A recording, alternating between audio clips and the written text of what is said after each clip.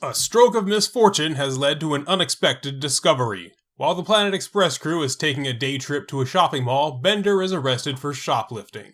After pooling the money they have on them, the group finds themselves slightly short of being able to pay his bail. Fry decides to stop by his old bank on the off chance his account is still open, only to learn that over the past 1,000 years, the compound interest has made him a multi-billionaire. With his newfound wealth, Fry starts buying up all the relics of the 20th century he can, surrounding himself with the comforts of the life he lost. But when they go for dinner at a pizzeria, he's heartbroken to learn that the anchovy, his favorite topping, has been extinct for centuries. Even with all his money, there are still some things he can never get back. Not long afterward, Fry is shocked to see the last known tin of anchovies put up for auction. He soon finds himself locked in a vicious bidding war with Mom, owner and CEO of the conglomerate Mom Corp, and the richest woman on the planet.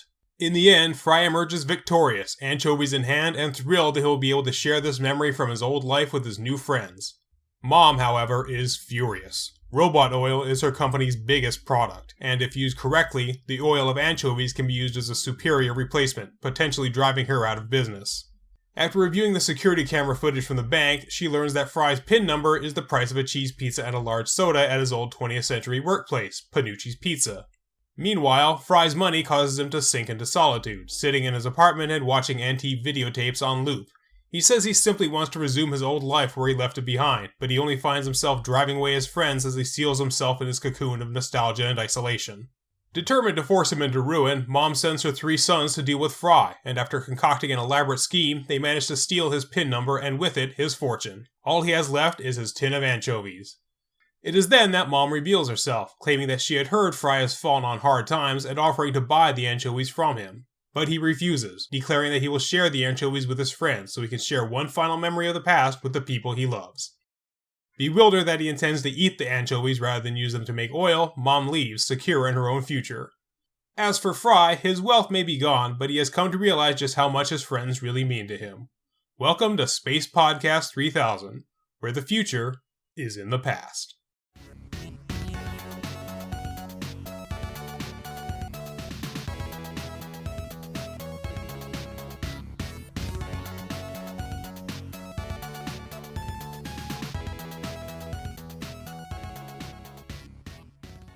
A whale of a tale today, huh? Oh man, I freaking love this episode. This may be my favorite episode of season 1, honestly. It's a really good episode. It just starts off right out of the gate with a fantastic cold open, with Fry just trying to sleep through the squeaky spring noises on the other side of the wall. And of course, the first thing that comes to mind is a mattress and, what's associated with that. But no, it's just 2 robots with squeaky springs playing cards.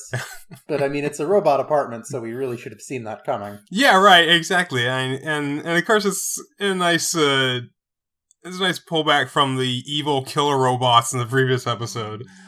Yeah, the robots in this are really great. They're just so many interesting character designs that allow them, and you don't really question it. You don't question the fact, why would they have a spring like that on their body? It's like, no, they're robots. They're designed weird. If they ever need something for a weird visual gag, they have their robots, which is such a great method for just having great visual humor. Although that does raise a very good question now that you bring it up. Why would you ever design a robot like this? Flexibility, if they need to, if the bottom half and the top half can move independently, but they still need to be connected in some way. Robot fashion trends. There you go. I wouldn't be surprised if you do see a robot later with a literal hourglass figure. That would be actually an interesting thing to see. There's one with a paddle wheel, but let's not get into that yet. Yeah, that's a ways off. But this thing, the main crux, like one of the big cruxes of this episode is the overwhelming advertisement, which is like, that was extremely prophetic. Yeah. Very much. I was shocked at oh my god, how much this stuff is going, because one of the things I run on my subreddit is talking about just the abusive amount of advertisements that we get today. And this was back 20 years ago, so it's even worse now. It's insane. It's like, yeah, we get that you need to advertise things, but calm the hell down. Just to clarify for those listening who might not be familiar, the subreddit that TZ's talking about that he runs is r asshole design. So check that out. Yes, please. But yeah, really, considering how prevalent advertising is now and how intrusive it can be, broadcasting them into dreams really is just depressingly the next logical step. Yeah, and it does not seem that... And this, once it happens, once they once they post the story or the article, or scientists are deciding whether you can broadcast ideas into people's heads, and somebody's going to share a picture from this fucking episode. Yeah, honestly, the targeted ads we have are probably worse than the dream ads in the episode. I don't really mind targeted ads if they're actually relevantly targeted, because I don't mind learning about new Nintendo stuff, or TV shows that I care about. I don't watch a lot of TV, but stuff that's actually targeted to things I care about, I would rather see that than trying to this is what Beyonce tweeted about today. I'm like, fuck you.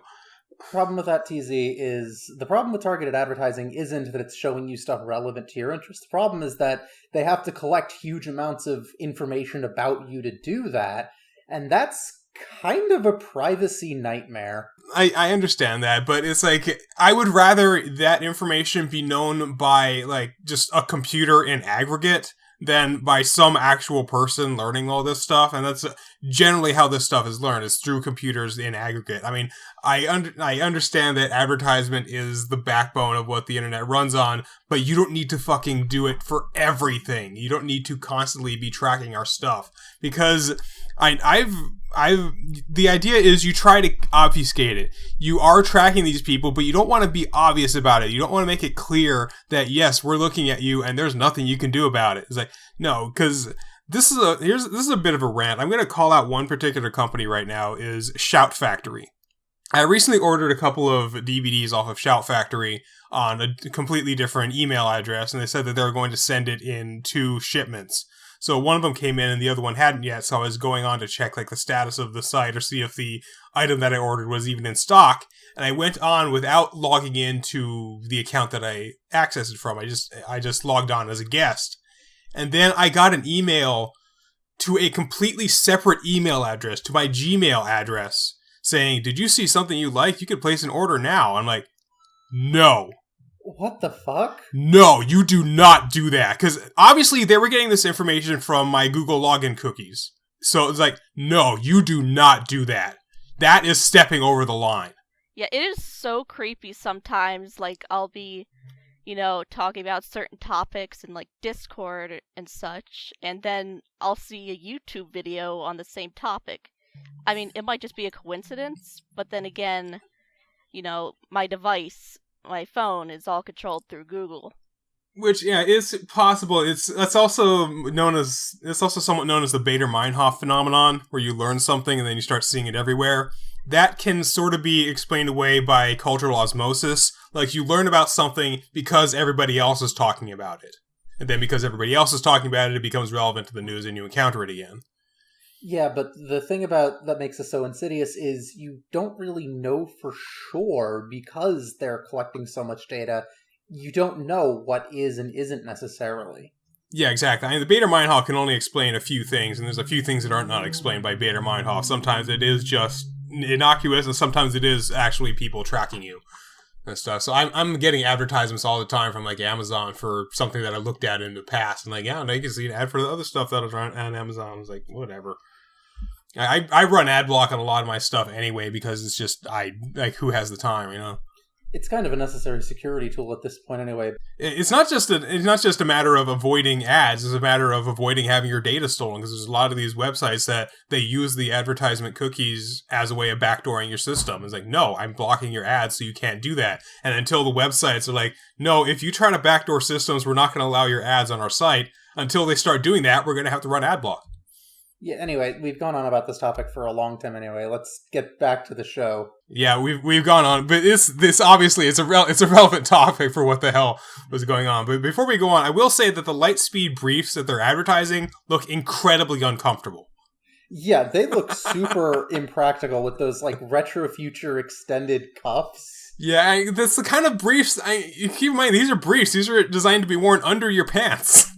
Yeah, they look like they'd be chafing around the groin area. Yeah, they are really tight too, but they also have that like flare around the outside because that's going to be pushing out against your pants and everything. Yeah, I would not want to wear those. I guess that's why they have to advertise in your dreams because they're not really. Yeah, well, even just going back to Fry's dream, even before it turns into an ad, ancient Egyptian algebra, and I love that it's just like it's all of these complex equations using Egyptian hieroglyphics. That is a really good sight gag.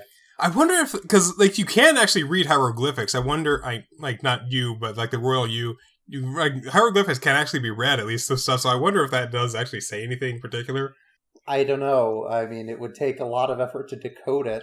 Or you just look up whether it's been on, like, the wiki or something. I'm sure they've looked into it. Or that. Someone's done it. But, school nightmares. They're just awful. That really is kind of That really is kind of telling that so many people have nightmares about school that everybody went to. It's like, gee, it's almost like school is a universally agreed upon horrible experience for everybody.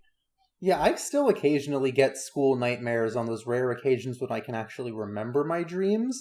And, like, it takes me a while after I wake up to even realize, oh, right, I haven't been in school in 10 years now. Yeah, for me, like, some of the most consistent things are I don't have my class schedule, so I have no idea where I'm going and when. And the second thing is missing the bus. Not to get to school, but to get home. Oof. The dream I have all the time is when something goes wrong, and I spend like the next 6 hours trying to fix it, and then I wake up. And like, so it's like I spend all this effort worrying about what happens if I don't fix it. It's like some piece of equipment breaks, and I have to go find the stuff to fix that equipment, and I have to search all around, and I'm on this time crunch, and I have to get in a hurry, and then I spend all this effort worrying and worrying if I'm going to do it in time, and it takes like 6 goddamn hours, and then I finally wake up, and like, well, I'm glad that thing didn't happen, but couldn't I have woken up earlier so I wouldn't have spent all that effort thinking about what's going to fucking happen if I don't fix it in time? That might just speak to some anxiety that you have buried. I'm not a psychologist. And there's always those weird dream interpretations.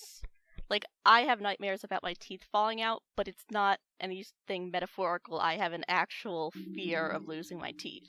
No, that is actually a really common one, too. The teeth falling out is one. Just falling from a high height is a really common one as well. Anyway, we should probably... Yeah, we're definitely getting off track, but I'm talking about dreams is somewhat relevant. We've been recording for like 10 minutes now. So, yeah, the whole idea here is, I mean, the idea of just having all this freaking money. This is absolutely a fantasy of a lot of people. Well, I feel like the episode's premise might have been inspired by the H.G. Wells novel The Sleeper Awakens, which, was also about a man from the present awakened in the future, his money having grown to massive proportions. Of course, in that book, the story goes in a completely different direction, exploring themes of poverty and cyclical revolution. And Wells himself was a socialist, and that absolutely reflects in the story. Meanwhile, this is just a premise to have a whole bunch of jokes and then do the whole anchovies thing. Yeah, well, I feel like this idea is kind of one that they're required to do, given the premise of the series. That you would kind of have to do. This would be like at the top of the list of like episodes that we can do when you have a character that goes from the year 2000 to the year 3000. This would be like at the top of that list of possible episode ideas. I suppose. Although, interestingly, Fry's bank total, given as 93 cents at 2.25% annual compound interest over 1,000 years, and they say the result is $4.3 billion. I did the math, and that is absolutely correct. Yeah, that's amazing. After 1,000 years, he would have precisely $4,375,626,911.00. I did the math. I like how it ends in 0 cents, because it's, like, perfectly accurate. The only issue is, like, at what point would they... He's very lucky to have an account that didn't ding him for having too low of a balance. Because with a lot of accounts, if you have less than, like, $1,000 or something, they charge you a service fee. Yeah, the bank that I have doesn't have any fees whatsoever. And I'm really lucky that the bank has been bought out twice, and they like grandfathered it into that. And in fact, I once even got a letter from the most recent bank saying, hey, we're planning to actually incorporate these fees now after this date. And then like a month later, I got another letter. Apparently enough people complained that they backed down on that. Which is good. Yeah. It's like, stop charging people who have no money. Yeah, that's the cruel irony of our world, that poverty charges interest. Man, we have still barely talked about the actual episode. Yeah. Well, that's part of why this episode is so good, because there is so much subtext, so much extra stuff going on that you could talk about for hours, because there's so many interesting themes in this that just go beyond being a simple cartoon, a simple comedy series. Yeah, topics that are so relevant in this day and age as well. And of course, they were relevant when it was made as well. There's also that racist cookie commercial, which, I mean, I don't find it particularly funny, but that's more of it just crosses the line for me, and, you know, that line is going to be in a different place for everyone. I think it was sexist. It was woman couldn't vote. A little bit of both. Both is bad. Yeah. Speaking of women, let's talk about Mom. Oh, yes. I freaking love Mom. Yeah, the first introduction of Mom, and how she would just become the closest thing this show has to a main antagonist. Yeah, like, Zapp Brannigan could be considered an antagonist, but he's not, like, a villain in the way Mom is. Yeah, he's an incompetent antagonist. Most of the drama from him comes from his ineptitude. And just him, he's really is kind of a comedic foil more so, but Mom is straight up evil. Yeah, well, this is frankly one of the most accurate depictions of a capitalist since Mr. Burns. Oh yeah, absolutely. Yeah. Because you have this idea that she's trying to preserve her company, which, okay, fine, you want your company to stay in business. That's understandable. But the way she's doing it, because she's worried about them trying to take this... And the great thing about how she projects is that she takes the idea that they would take these anchovies, remove the oil-producing gene, and inject it into third world children, which is already pretty damn evil to like genetically modify these children and for the purpose of capitalism. But the idea that her mind would go there, that's her projecting, like, well, this is what I would do in this situation if I were the one trying to shut myself down. Well, even beyond that, like the fact that she says that this is something that would be a permanent solution to robot lubrication, and she wants to shut it down so that she can keep selling her regular oil over and over again, that is in fact the exact capitalist mindset we deal with in real life. And it's the exact way that the medical industry works. Yeah, I was actually about to bring up the medical industry, where there are actual cures for certain things that are straight up not manufactured because it's more profitable to just treat the symptoms instead, or because it's so rare that it can't be profitable to make the cure at all. Like certain anti-venoms. Oh yeah, I think I read about that, where like no one's manufacturing anti-venom anymore because there's not a whole lot of profit in it. I forget which snake it was. Which is just so freaking depressing. The fact that the death is so much more important, so much less important than capitalism in this thing.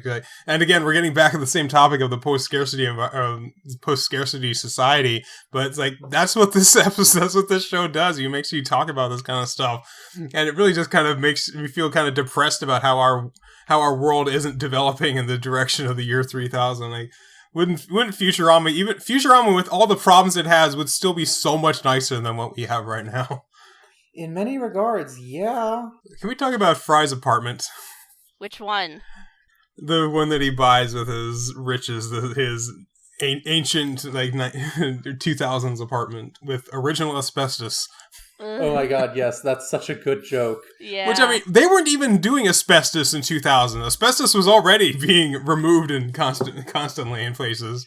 Yeah, well, again, they didn't necessarily say it was from the year 2000. It just said 20th century. So for all we know, it could have been last renovated in the 1980s. Yeah, there's lots of buildings that could be taken down, but the problem is they have asbestos in it, so it would take a lot of work and money to remove them. Just put them in a big plastic bag and then destroy them. And then... There were also some really good jokes in that scene. I just love the visual gag of Amy holding the phone up to her eyes because because she's not used to, she's used to being like the virtual phone and everything. It's like, this phone's on a cord, what the heck? Yeah, see, I typically don't like kids don't understand old technology jokes, but it's 1,000 years in the future. In this case, it's understandable.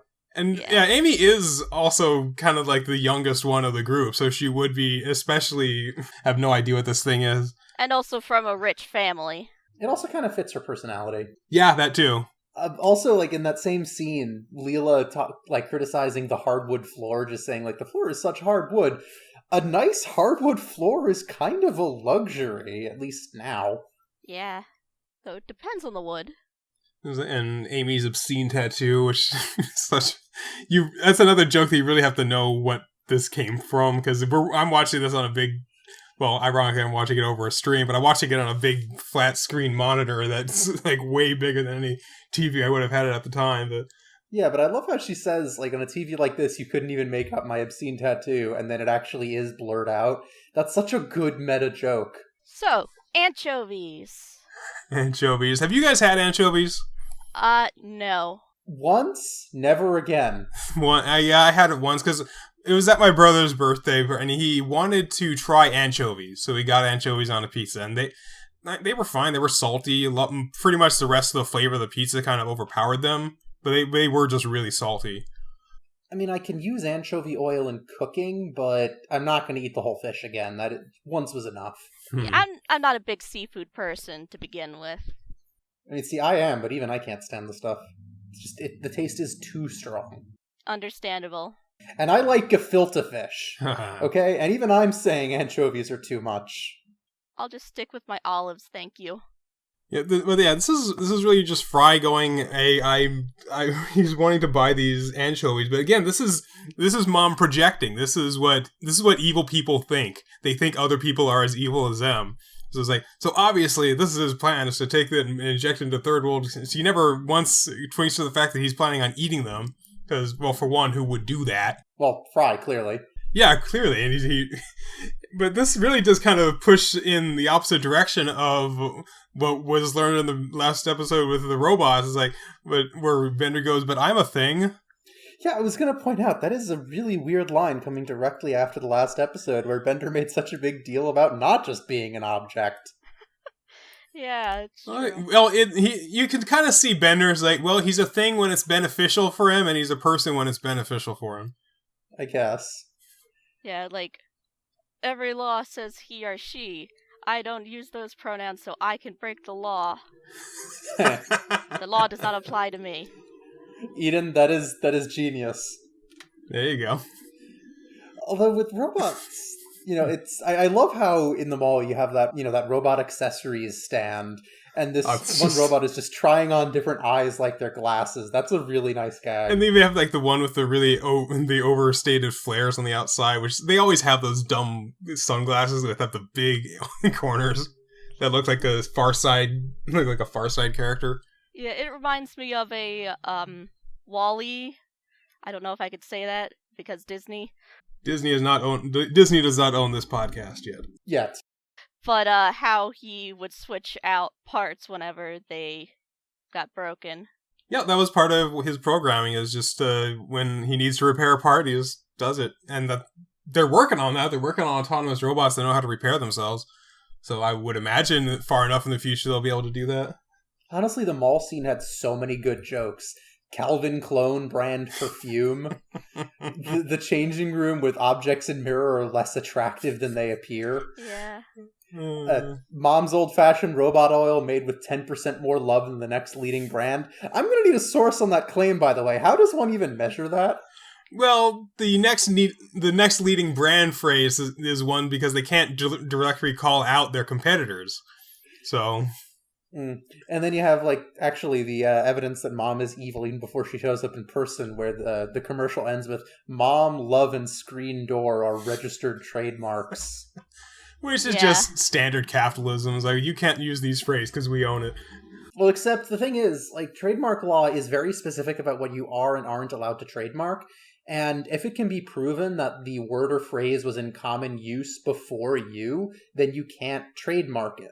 So the fact that Mom Corp has those words and phrases trademarked shows like just how much money and just how corrupt they are that they were able to subvert trademark law to trademark those things. Yeah, pretty much. There was a lady who tried to trademark the term Han. Like, how you doing, Han? And people were not happy. Ugh, yeah. Oh yeah, because it's such a common. I use it all the time, or except I spell it HUN. Like, the NFL has the phrase Super Bowl trademarked, so, like, if a bar hosts a Super Bowl party, they have to call it, like, Party for the Big Game. And in fact, the NFL responded to all of this by also trying to trademark the term The Big Game, and they were only rejected because of prior usage. Oh my gosh. Yeah, which is, oh my god, come on, leave us the hell alone with this shit. Capitalism! One thing I just can't help but wonder is, why not clone the fish? Pull a Jurassic Park. Yeah, I know. That's something that Fry didn't think of. Like, either clone the fish or genetically engineer backward get the DNA sequence and clone him. So that's just something that he never thought of. Yeah, honestly, this whole episode feels like the beginning of Fry's Flanderization into a massive idiot. Because, like, for the last few episodes, he was kind of dim, but about as intelligent as one might expect a college dropout to be. You know, most of his prior stupidity can be sort of justified by his fish out of water situation.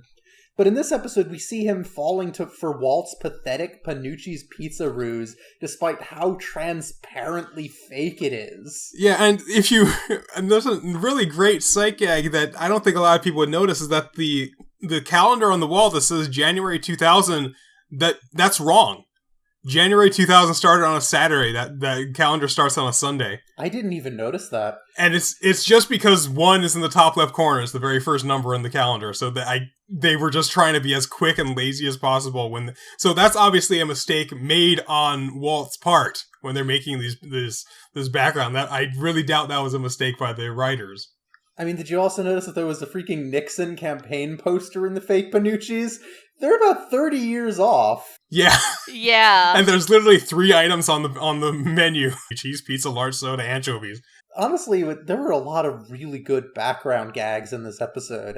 Alien Overlord and Taylor, original Cosmic Rays pizza. Cosmic Rays, which is such a great joke about New York, because there's like a dozen places called Original Rays, or like Real Original Rays, or True Original. It's like Original Famous Rays, and the sign outside the NYPD, ask about our generous brutality settlements.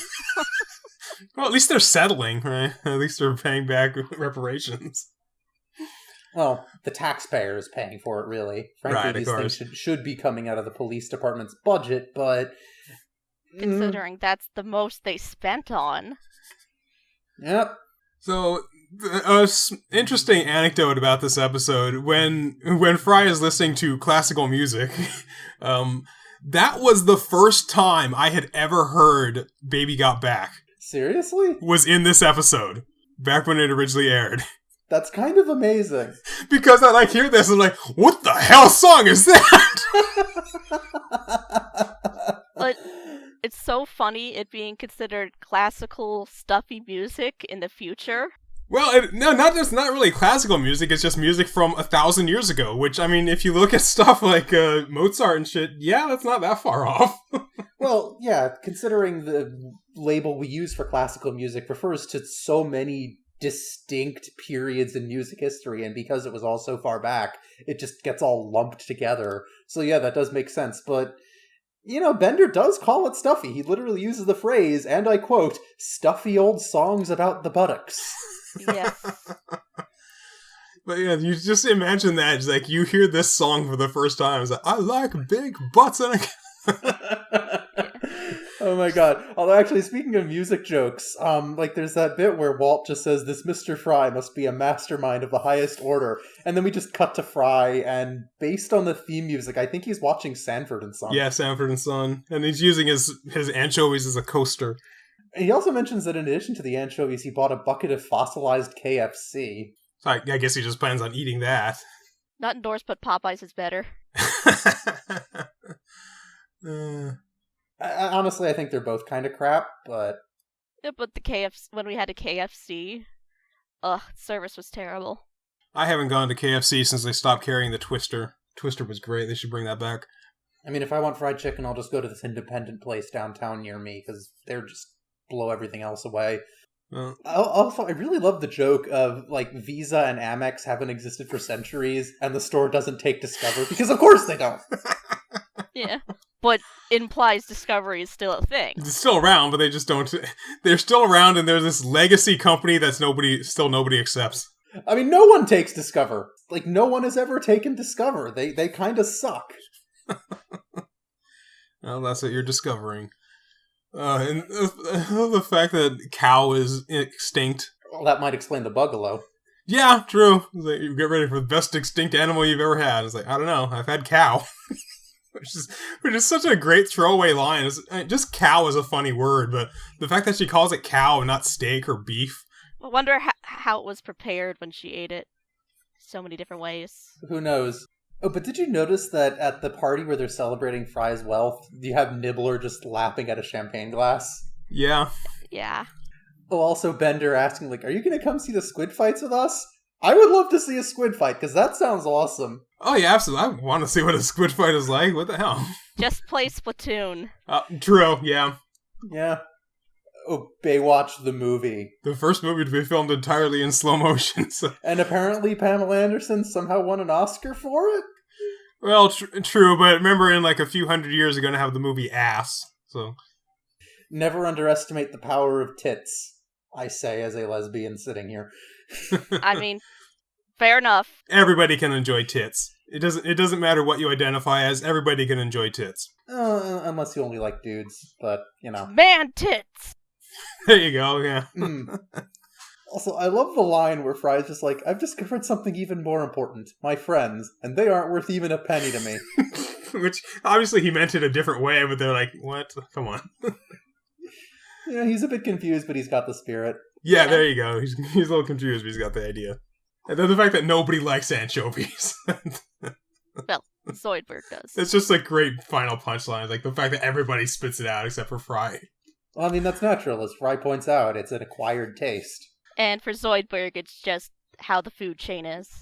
Yeah, because they ate all of them. They ate them all, and they're not going to clone them, so there's never going to be any more. So it ends up with Zoidberg eating the camera. So would they be classified as an invasive species? Decapodians, probably. Yeah, by the strict definition, they probably would be. Unless they were invited. I don't know. That brings up more questions about space colonization and ecosystems. Well, we're going to see more episodes about arriving on a planet and eating all the native species later. Yeah, they do a whole episode about that, don't they? There were a couple things that I take issue with in this episode, though, despite how really good it was. Like, the whole joke where the store has a demo pair of underwear, which I heard you cracking up at that, TZ. I don't know. I don't like that particular style of gross-out humor. I'm just like, ugh. And they've done the same sort of thing before. They had, like, the store sock on The Simpsons. It was like, oh no, I can't try on shoes today. I didn't wear socks. That's fine. You can wear the store sock. Ugh. Payless before, it went out of business. They would have, like, these little thin stockings you could wear. Right. Yeah, but aren't those, like, single-use? Yeah, single-use ones. Yeah, so obviously they wouldn't just have like the demo pair of the underwear.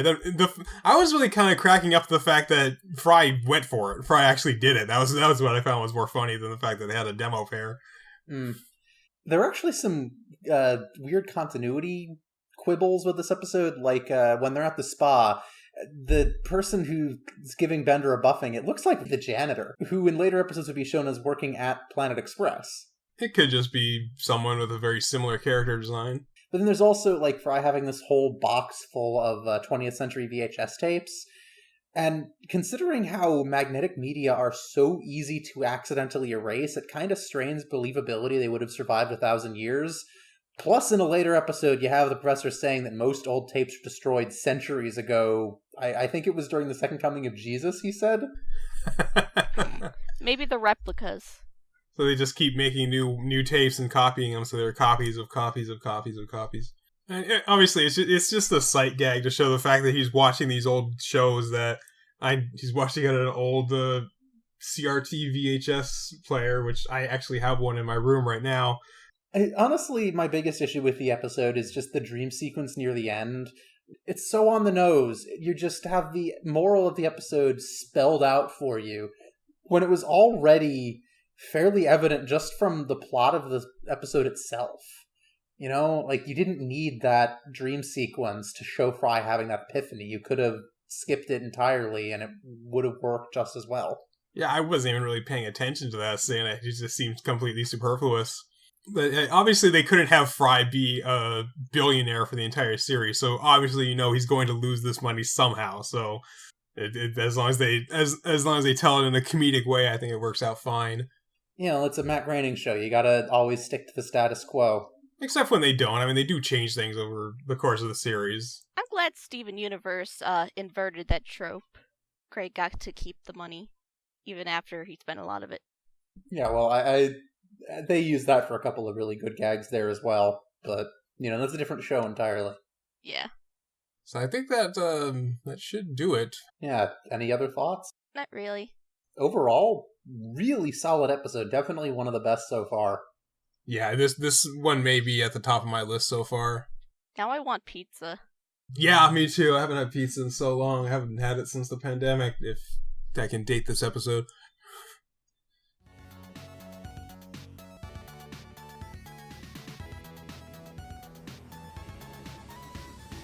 Thank you for listening to Space Podcast 3000. Your three voices of the future are Nova Altman, Doug Hancox, and Eden Valerie. The theme music is Voxel Revolution by Kevin MacLeod, licensed from filmmusic.io. Find it and hundreds of other free songs at incompetech.filmmusic.io. You can hear more episodes of Space Podcast 3000 on YouTube or at soundcloud.com/spacepod3k. Follow us on Twitter at spacepod3k. Be sure to join us next time as the Planet Express crew commit accidental regicide in My Three Sons.